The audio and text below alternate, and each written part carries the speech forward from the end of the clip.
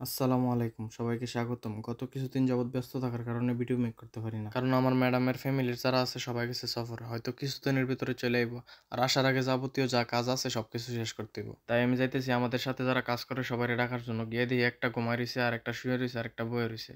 পরে দুইজনটা লয়ে আমি যাইতেছি ছাদের উপরে, কারণ গত কিছুদিন আগে ছাদের উপরে গেছিলাম। আর গিয়া দিয়ে পানির ট্যাঙ্কি অপরিষ্কার হয়ে রইছে, পুরো আয়রনে বয়ে রইছে। কিন্তু সৌদি আরবের যত ব্যবহার করার পানি আছে এগুলোতে এত আয়রন তার কথা না। হয়তো বা এটি 6-7 বছর ধরে কেউ পরিষ্কার করছে না, ওই কারণে এত আয়রন। আর সৌদি আরবের একমাত্র পানির উৎস সাগর। সাগরের পানি রিসাইকেল করে তারা ব্যবহার করে। আর সাগরের পানিতে অতিরিক্ত লবণ থাকার কারণে অন্য কোনো জীবাণু অথবা আয়রন টায়রন কিছুই নাই। কিন্তু এটির ভিতরে এত পরিমাণ আয়রন করতে গেছে আমার জানা নাই। কেউ জানা থাকলে কমেন্টে জানাবেন। পরে এটার ভিতরে নেমে ঝাড়ু দিয়ে মোড়ায় মোড়ায় পরিষ্কার করতেছিলাম। আর এটার ভিতরে নামার পরে মনে হয়েছে পৃথিবীর বাইরের অন্য কোনো গ্রহের মধ্যে পড়ছি। আর এই ট্যাঙ্কির ভিতরে সর্বোচ্চ 3 থেকে 4 মিনিটের বেশি কাজ করা কোনোভাবে সম্ভব না, কারণ ট্যাঙ্কির বাইরে যদি তাপমাত্রা 40 থাকে তাহলে ট্যাঙ্কির ভিতরে থাকে 60। পরে আমি কিছুক্ষণ পরিষ্কার করার পরে আহমেদে নামছে, আহমেদে কিছুক্ষণ পরিষ্কার করার পরে আমি নামছি। এভাবে মোটামুটি আজকে একটা শেষ করছি। আর আমাদের বাসা মোটামুটি বড় হওয়ার কারণে এখানে 6000 লিটারের ট্যাঙ্কি দুইটা। আর 6000 লিটারের দুই ট্যাঙ্কি একদিনে গরমের কারণে কোনোভাবে পরিষ্কার করা সম্ভব না। আজকে হচ্ছে দ্বিতীয় দিন, মোহাম্মদের নিয়ে চলে আসি দ্বিতীয় ট্যাঙ্কি পরিষ্কার করার জন্য। গতকাল আমার সাথে যে আহমেদে পরিষ্কার করছে, হ্যাঁ আজকে অসুস্থতার কারণে আইতে পারে নাই। পরে দ্বিতীয় ট্যাঙ্কি খুলছি, খুললে দিয়ে গতকালের ট্যাঙ্কিতে যে পরিমাণ অপরিষ্কার ছিল আজকে এটা তেমন একটা নাই। গতকালকের ট্যাঙ্কির তুলনায় আজকের এটা 4 ভাগের 1 ভাগ অপরিষ্কার, কিন্তু গরম ছিল গতকালকের চেয়ে আজকেরও বেশি। পরে প্রথমে আমি ট্যাঙ্কির মধ্যে নামছি, আর আব্দুল বাসুদের মুখের মধ্যে বালতি দিয়ে রাখছে যাতে আর ভিডিওর মধ্যে না দেওয়া যায়। আর হ্যাঁ হয়েছে পাকিস্তানে আমাদের বাসার এবং আমাদের ম্যাডামের আত্মীয় স্বজনের যত বাসা আছে সবকিছুর 7 ভাগের কাছে করে। পরে ব্রাশ দিয়ে আমি কিছুক্ষণ মোড়াইছি, সর্বোচ্চ ছিল 2-3 মিনিট হইব। 2-3 মিনিট পরিষ্কার করে এটার ভিতরে আমি বয়ে থাকার কোনো সম্ভাবনা নাই, কারণ আজকের তাপমাত্রা হইব 170 ডিগ্রি। আর এত পরিমাণ তাপমাত্রার মধ্যে ট্যাঙ্কির ভিতরে 2-3 মিনিটের বেশি কাজ করা কোনোভাবেই সম্ভব না, অথবা কারো পক্ষে সম্ভব না। পরে গতকালকের মতো আজকেও আমি কিছুক্ষণ পরিষ্কার করে ওঠার পরে মোহাম্মদে নামছে, আবার মোহাম্মদে ওঠার পরে আমি নামছি। এভাবে মিল্লা জিল্লা আজকের এটা শেষ করছি।